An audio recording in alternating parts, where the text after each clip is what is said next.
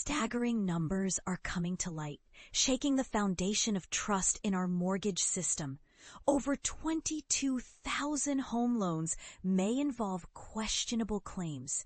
And that's just what the data is showing us so far. This story isn't just about paperwork. It's about what happens when those at the very top are thrust into controversy. Recently, a fierce debate erupted as former President Donald Trump and his supporters began publicly urging Federal Reserve Governor Lisa Cook to step down. Why? The firestorm surrounds allegations that Cook may have engaged in owner-occupancy fraud, a term that's far more widespread than most people realize. But here's where it gets controversial. This practice has already been called a broad-based issue by none other than the central bank itself.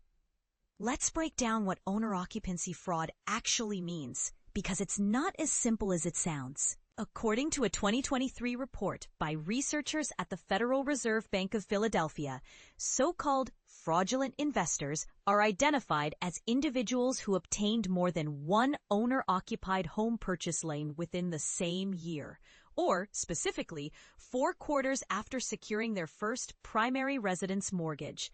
Think about that.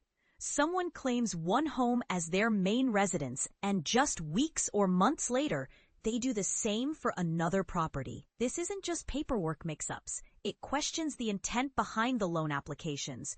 For example, Federal Housing Finance Agency Director Bill Pulte has pointed out that Lisa Cook reportedly took out a mortgage on a home in Ann Arbor, Michigan, swearing it was her primary dwelling, only to declare a different property in Georgia as her main home a mere 2 weeks after closing the Michigan deal.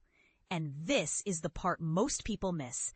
These actions aren't rare, but part of a broader pattern already flagged by central bank studies. But is Cook being unfairly singled out, or is this the tip of a much larger iceberg? Some will say it's just political posturing. Others will argue it's a crucial signal that even high-ranking officials aren't above scrutiny. What do you think? Should leaders accused of this kind of conduct be removed from office? Or does the fact that it's a common problem mean we need to address the rules themselves first? Could this just be the start of a much bigger conversation about systemic issues in mortgage lending? Let's talk about it.